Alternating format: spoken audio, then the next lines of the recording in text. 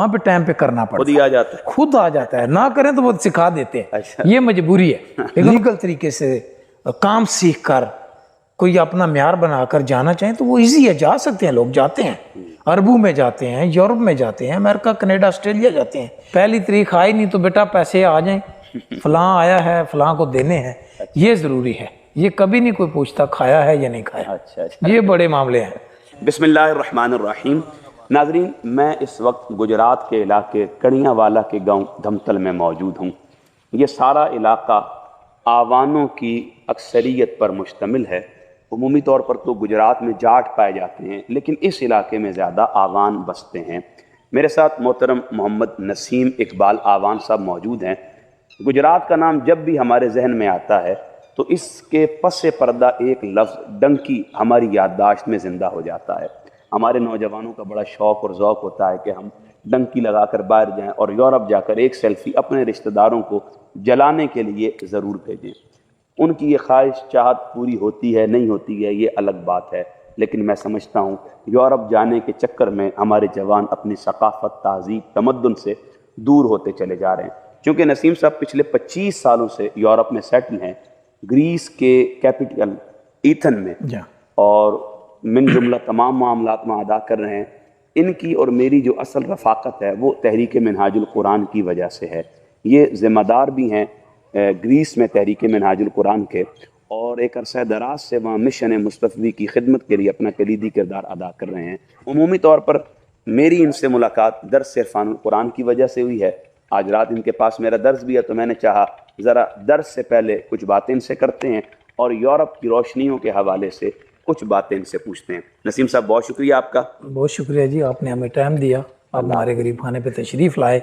नसीम भाई, कितने अरसे से आप यूरोप में सेटल हैं? मतलब भाई तकरीबन 96 से लेकर अभी तक हम मिनहाजुल कुरान के ज़ेरे तमाम यूनान में काम भी कर रहे हैं, और अरसा 25-26 साल हो गए हैं यूनान में।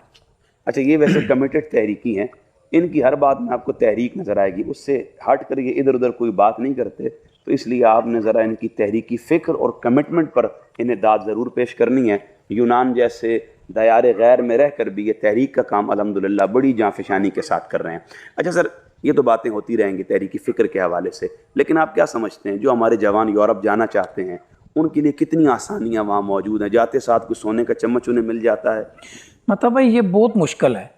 ठीक है, हर बंदे की अपनी मजबूरियां हैं, घरों से निकलना अपने मुस्तकबिल के लिए, लेकिन ये इतना आसान नहीं है। जब हम 96 में गए थे तब भी हालात मुश्किल थे, और आज के दौर में और इस पुरफितन दौर में इतने ज़्यादा हालात ख़राब हैं कि हर बंदा चाह रहा है कि हम निकलें, लेकिन इतना आसान नहीं है। घरों के मामलात, अखराजात, मुल्की निज़ाम और जो हालात चल रहे हैं उनको पस नज़र बहुत ही मुश्किल हालात हैं। लेकिन इंसान सोचता तो है अपने मुस्तकबिल के लिए कि हम कुछ करें, लेकिन है बहुत मुश्किल, यानी आसान नहीं है। आसान नहीं है। अच्छा, बहुत यहाँ से ज़्यादा टफ है वहाँ लाइफ? यहाँ पाकिस्तान में ना तो इंसान इस्लाम पे कायम है, ना ही अपने किसी डिसिप्लिन पे कायम है, लेकिन वहाँ जाके सबसे पहले जो काम है ना वो डिसिप्लिन उनको आता है। ठीक है कि यहाँ पे कोई भी काम देखें अपने टाइम से नहीं करते, वहाँ पे टाइम पे करना पड़ता है, खुद ही आ जाता है, खुद आ जाता है, ना करें तो वो सिखा देते हैं। अच्छा। ये मजबूरी है, लेकिन उधर आके डिसिप्लिन आता है, पाकिस्तान में आके डिसिप्लिन नहीं रहता। ये बात चल रही है। यानी मेहनत यहाँ की निस्बत वहाँ ज़्यादा है।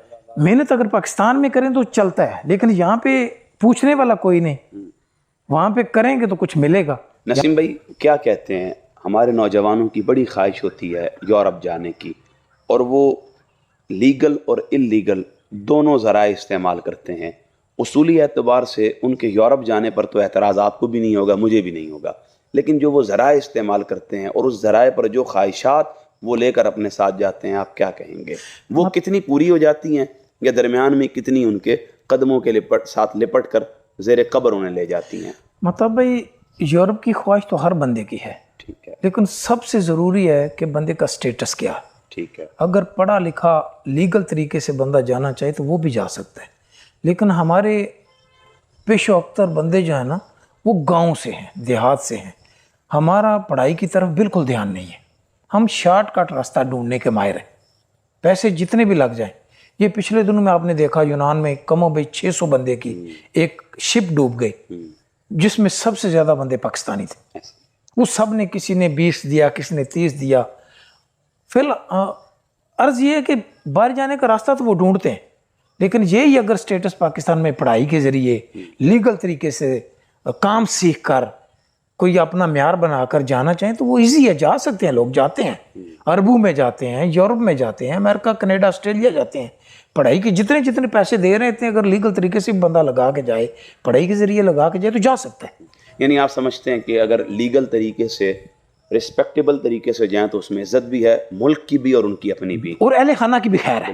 رسپیکٹیبل سسٹم تو ہے، لیگل طریقے سے جائیں گے، خیریت بھی ہوگی، پریشانی نہیں ہوگی، مصیبتیں نہیں ہوں گی، گھر کا نظام بہتر چلے گا۔ سر عمومی طور پر تو پاکستان میں یہی کلچر ہے، باپ کماتا ہے، ساری اولاد بیٹھ کے کھاتی ہے، اولاد سن بلوغت سے بھی آگے نکل جاتی ہے، محنت کی عمر میں بھی سستی اور کاہلی میں پڑی رہتی ہے، لیکن باپ اکیلا ساری عمر مشقت کر کے اولاد کو پالتا ہے۔ یورپ میں تو شاید حالات ایسے نہیں ہیں۔ یورپ میں عطا بھائی یہ جو مسئلہ ہے نا، پاکستان میں ایک کمانے والا اور 10 کھانے والے، جی ہاں، یورپ میں ہر بندے نے اپنا کمانا ہے، اپنا کھانا ہے۔ ٹھیک ہے۔ اگر کسی کے پاس ٹائم ہے تو وہ ملے گا، ٹائم نہیں ہے تو کوئی کسی پہ گیلا شکوہ نہیں ہے۔ لیکن پاکستان میں ملے کوئی نہ ملے، پیسے ملنے چاہیے، یہ بہت ضروری فکر ہے۔ پہلی تاریخ آئی نہیں تو بیٹا پیسے آ جائیں، فلاں آیا ہے، فلاں کو دینے ہیں، یہ ضروری ہے۔ یہ کبھی نہیں کوئی پوچھتا کھایا ہے یا نہیں کھایا، اچھا اچھا، یہ بڑے معاملے ہیں۔ یعنی آپ کے اندر کا دکھ ہے، یورپ میں رہنے والے سے یہ نہیں پوچھا جاتا کیسے ہو کیسے نہیں، یہ نہیں پوچھا جاتا، ایک تاریخ آ گئی ہے، پیسے نہیں، پیسے یہ آنے ضرور پوچھا چاہیے، یہ جاتا ہے۔ ضروری ہے۔ نماز پڑھی ہے نہیں، کھانا کھایا ہے نہیں، کوئی دنیا کا کام کیا ہے نہیں، یہ پوچھنا ہے کہ پیسے نہیں آئے، آج اتنی تاریخ ہو گئی۔ اچھا نسیم بھائی، جو ہماری یوتھ ہے، آپ کیا سمجھتے ہیں ان کے لیے محنت کے کتنے دروازے مستقبل کے اندر اور موجودہ حالات میں یورپ میں کھلے ہوئے ہیں؟ مطلب بھائی یوتھ کے لیے دروازے کھلے ہوئے ہیں، لیکن اگر یوتھ فکر امام حسین علیہ السلام سے دور ہے، واہ واہ، اسلام سے دور ہے، ایمانداری سے دور ہے، تو پھر دروازے بند ہیں۔ ہمارے پاکستان کے حالات دیکھ لیں، جتنے بھی بڑے بڑے نظام چل رہے ہیں، اسلام سے سارے آ رہی ہیں۔ کوئی بندہ نہیں سوچ رہا، وہ صرف یہ سوچ رہے ہیں کہ پاکستان رہے نہ رہے، ہمارا رہنا ضروری ہے۔ لیکن یوتھ کے لیے ضروری ہے کہ آقا دو جہاں حضور نبی کریم صلی اللہ علیہ وآلہ وسلم کے دین کے ساتھ محبت، ماں باپ کی فرما برداری اور اطاعت اسلام کے ساتھ زندگی کی بڑی اڑان لے سکتے ہیں، یہ ضروری ہے۔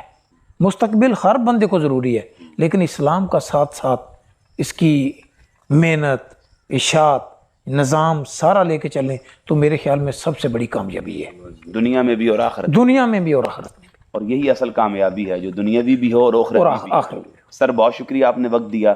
میں ساتھ ساتھ تحریک منہاج القرآن دھمتل کے جو دیگر قائدین ہمارے ساتھ موجود ہیں، محترم ملک ساجد صاحب، محترم ملک جاوید صاحب، اور بالخصوص محترم نسیم اقبال آوان صاحب اور ان کا بیٹا محمد حسنین، کیمرے کے پیچھے جو یہ سارے مناظر ریکارڈ کر رہا تھا، اللہ پاک ان تمام دوستوں کی محبت کو قبول فرمائے اور انہیں بدلے میں اپنی بارگاہ سے خصوصی اجر عطا فرمائے۔ آئیں کچھ ان کے علاقے کی خوبصورتی آپ کے ساتھ شیئر کرتے ہیں۔